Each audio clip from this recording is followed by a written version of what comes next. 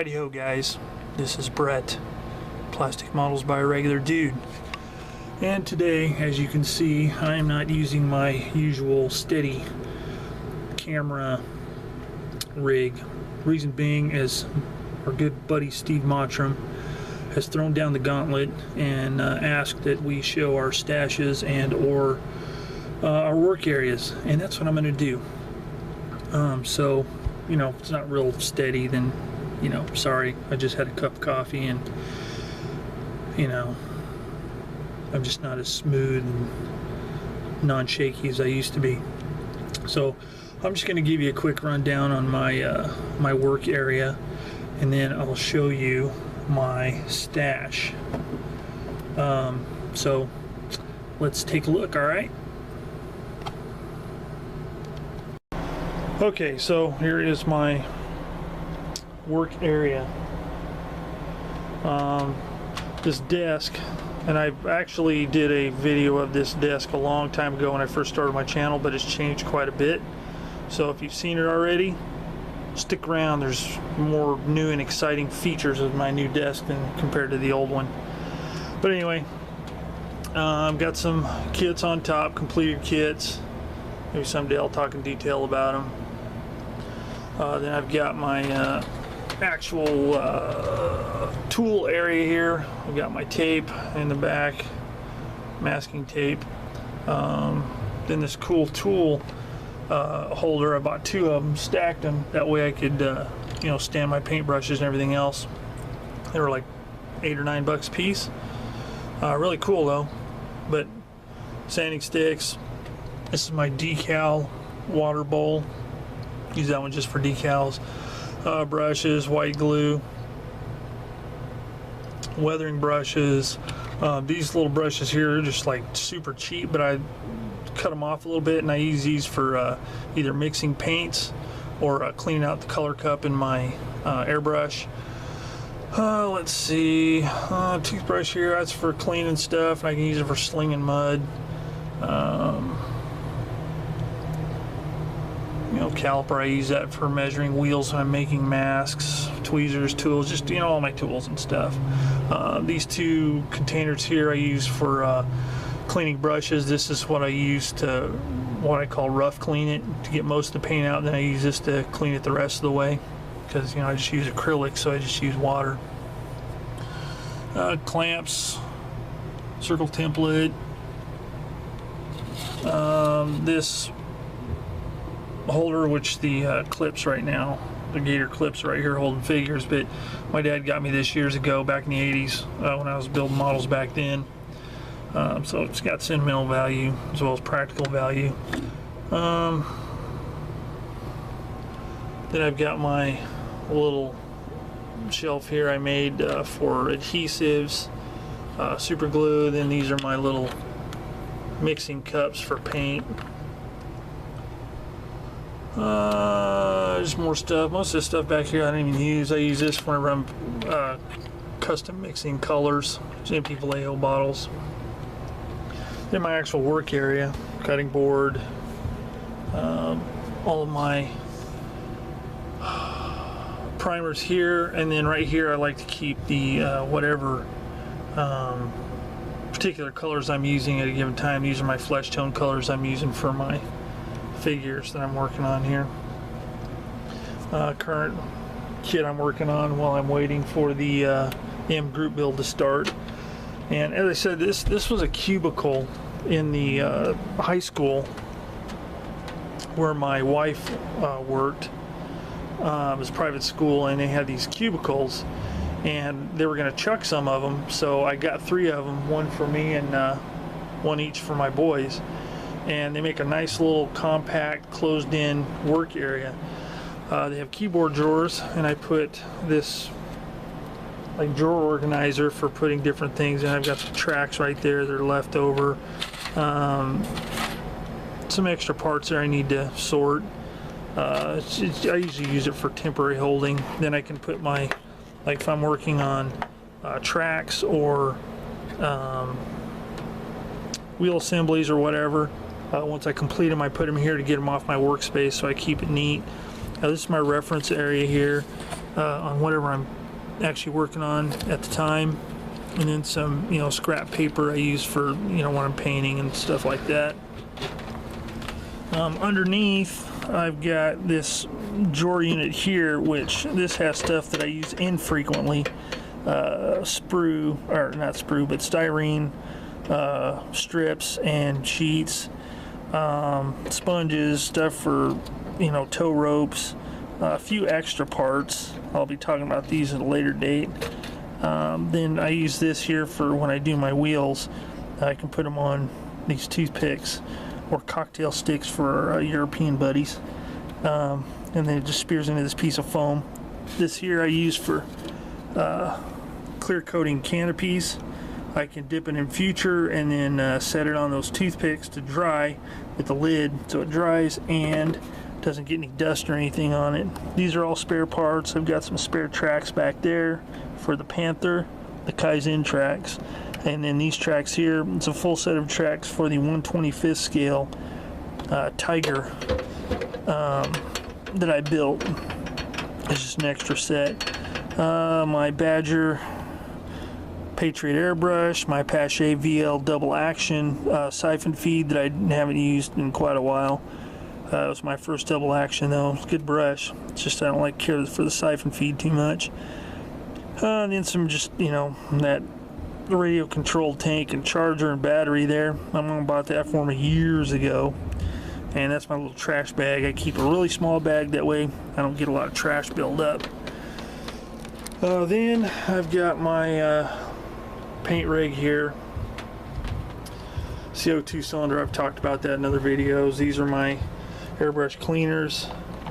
The brands I use of Vallejo and oops, sorry, that is an empty cleaner bottle. Model Master acryl thinner and Vallejo thinner, and then over here is the same brands but of cleaners, plus this small bottle that came with my Iwata airbrush. So this is basically where I keep this stuff.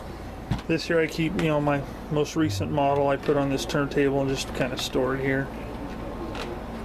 In the drawers, got my Vallejo paints, model color, model air, the extra stuff like the flow improver. Steve Mottram, I had this all along, didn't even realize it. Panzer colors, and then these are the RLM colors for German aircraft, and then just some military colors and blacks, whites, reds of the model color by Vallejo. Then in this drawer I've got my acryl, Model Master acryl paints, which I really like, some clear coats, a very old bottle of polyscale,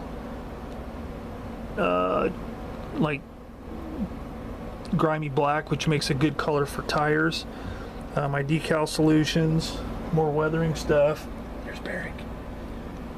More weathering stuff, enamels, which I don't even use anymore, my Vallejo washes and such. Then I've got my cleaning stuff here, cotton buds, Q-tips, whatever you want to call them, pipe cleaners for cleaning my airbrush, my circle cutter for cutting masks for wheels, extra sets of knives.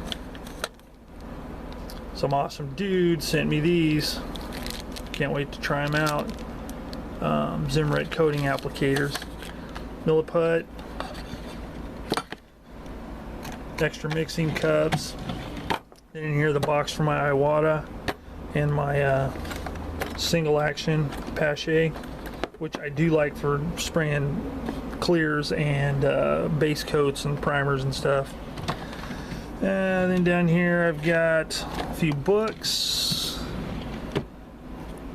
more reference material books, and the cloth that I use for when I shoot my photos over here.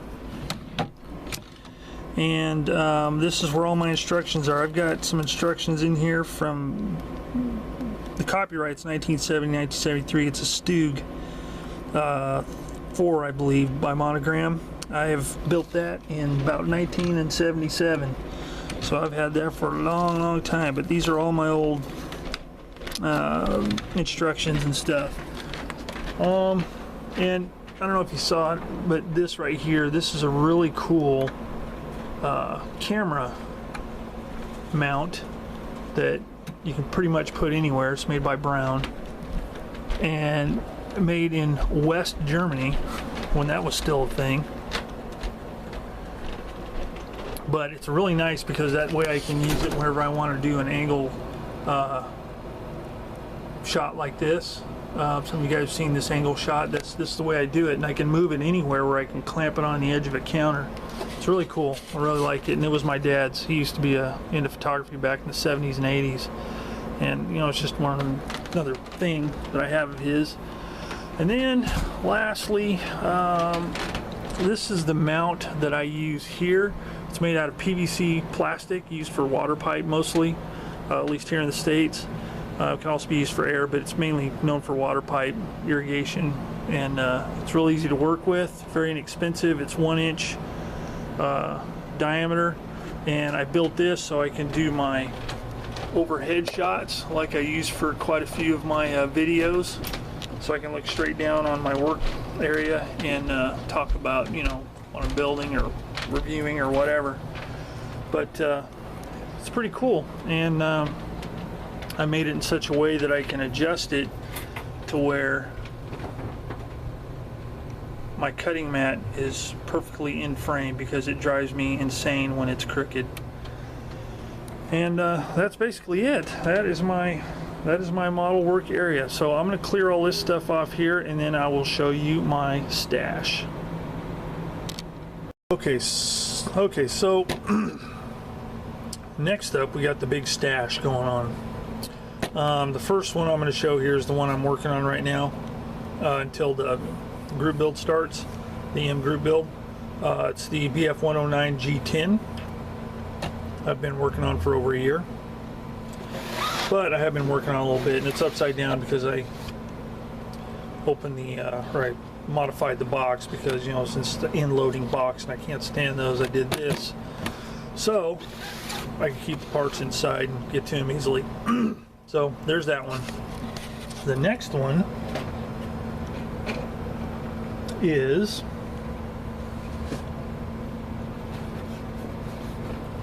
my M group build entry.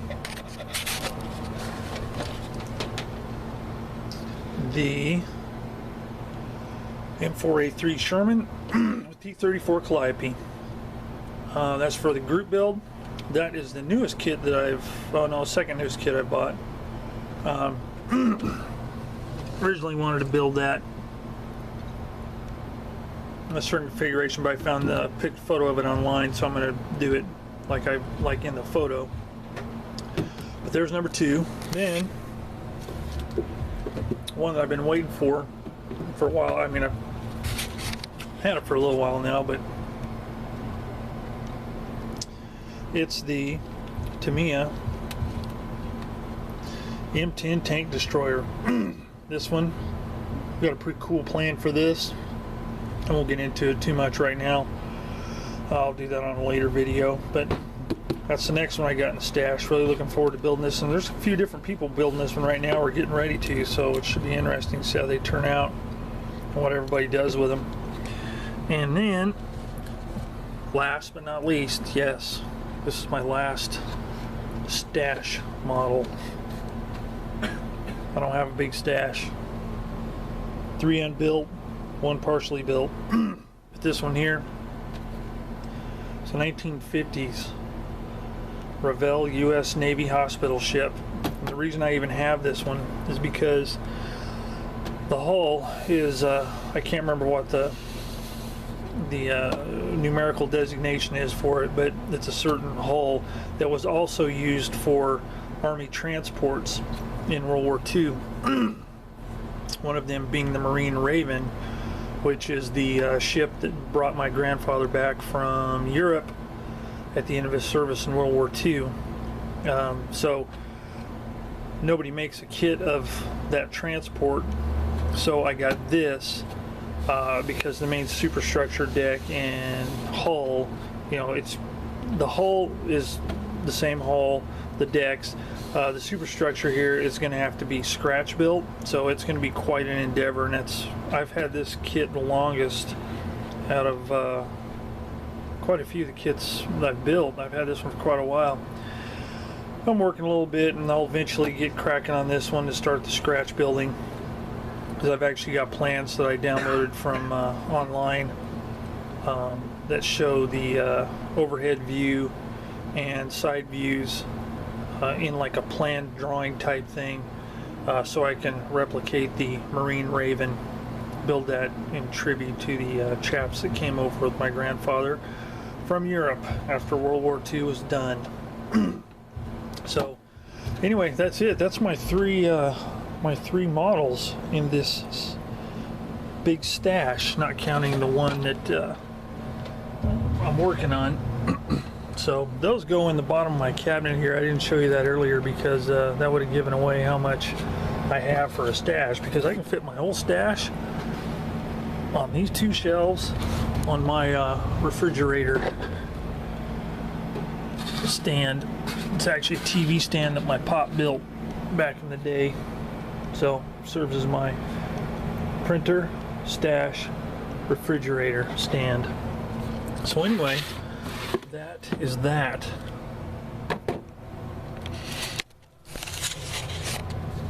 So that is my work area and my stash. So Steve Mottram, I hope I've lived up to your expectations after your awesome work area tour. But this is my little work area. I like it. It's a little cozy spot where I can work on my kits and do my thing. So anyway, as always, if you have any questions, comments, criticisms, concerns, leave them down below, and stay tuned for my review on the M4A3 with T34 Calliope. I'm going to be doing for the M Group build, doing the review here. I'll be posting after I post this video, so this one might be up tonight, the other one may be up tomorrow, so keep an eye peeled for that if you're so inclined and interested. And as always, thank you for watching Plastic Models by a Regular Dude, and I will see all of you later.